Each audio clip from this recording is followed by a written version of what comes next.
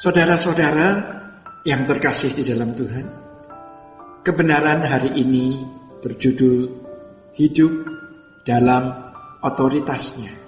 Saudara-saudara, hidup beriman dalam Tuhan Yesus berarti hidup secara luar biasa. Tuhan berkata bahwa kita harus sempurna seperti Bapa.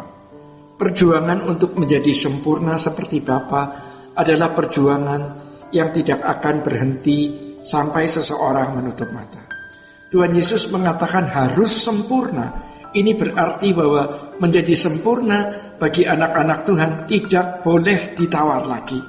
Gereja tidak boleh memberi kesan bahwa orang percaya boleh kurang sempurna, ya, berhubung adanya kelemahan dan kekurangan manusia.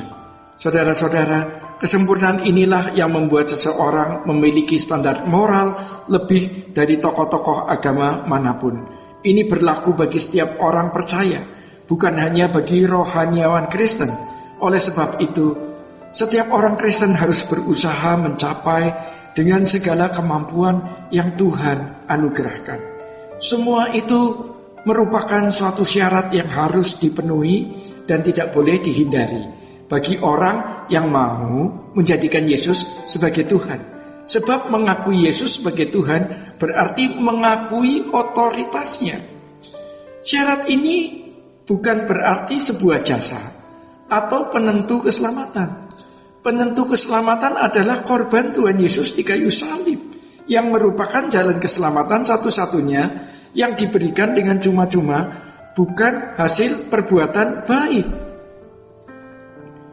Saudara, dalam hal ini kita harus dapat membedakan antara menerima keselamatan sebagai anugerah dan merespon anugerah itu dengan mengakui otoritasnya untuk hidup secara luar biasa.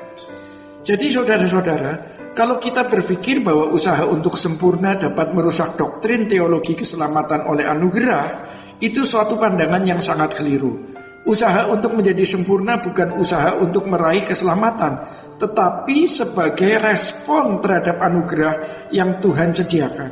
Harus diingat bahwa Tuhan menghendaki agar orang percaya hidup dalam kebaikan yang Bapa sediakan. Tentu kebaikan yang dimaksud adalah kebaikan standar Tuhan Yesus Kristus. Kesempurnaan yang dikehendaki oleh Tuhan adalah mengenakan pikiran dan perasaan yang terdapat juga dalam Kristus. Orang yang sungguh-sungguh telah menerima keselamatan atau sedang mengerjakan keselamatan pasti berusaha untuk sempurna. Tuhan Yesus dijadikan model manusia sempurna seperti yang Bapa kehendaki. Saudara-saudara, oleh sebab itu kebaikan dan kesempurnaan Yesus bukan hanya dikagumi tetapi juga diteladani. Dalam perjalanan pertumbuhan rohani, seseorang yang sungguh-sungguh mengusahakan kesempurnaan, tidak bisa tidak ia pasti menampilkan kehidupan Yesus. Segala usaha untuk memenuhi kebutuhan hidup jasmani tidak boleh mengurangi usaha untuk mencapai kesempurnaan di dalam Tuhan.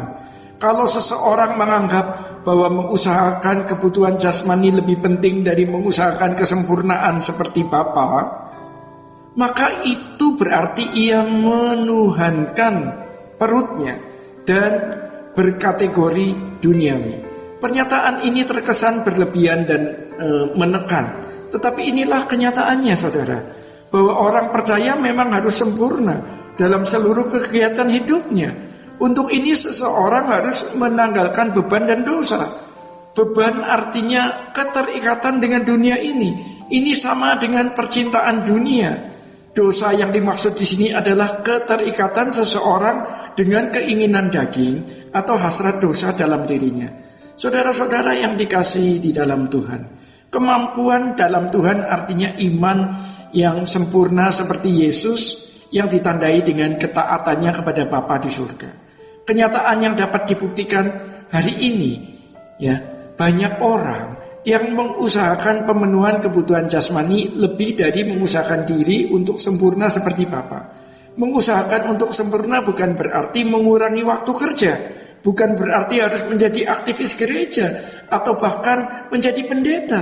Saudara-saudara, mengusahakan diri untuk sempurna berarti selalu dalam sikap berjaga bahwa kita sedang belajar melakukan segala sesuatu tepat seperti yang Bapa kehendaki. Disinilah kita belajar untuk memenuhi apa yang dikatakan firman Tuhan, yaitu jika kita makan, atau jika kita minum, atau jika kita melakukan sesuatu yang lain, kita harus melakukan semuanya itu untuk kemuliaan Allah. Pergumulan, pelatihan, melakukan kehendak Tuhan dengan benar, justru pada waktu seseorang ada di kantor, di toko, di tempat kerja, saat dia bergaul di tengah-tengah keluarga dan masyarakat. Inilah pergumulan pelatihan yang sesungguhnya. Jadi saudara-saudara, kesempurnaan bukan hanya ditemukan pada waktu seseorang melakukan kegiatan di lingkungan gereja. Justru proses pembelajarannya lebih efektif dan kondusif pada waktu ada seseorang berada di luar lingkungan kegiatan gerejanya.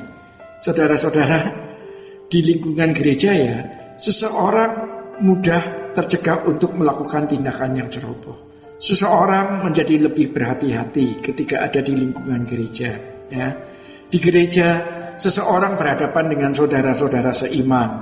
Terlebih lagi berhadapan dengan rohaniawan. Hal ini mencegah seseorang berbuat sesuatu kesalahan. Tetapi, ya, perhatikan baik-baik saudara, ketika ada di luar gereja, ini masalahnya. Ada banyak faktor yang dapat mendorong orang Kristen untuk berbuat dosa dan lingkungan yang mengkondisi untuk berbuat salah.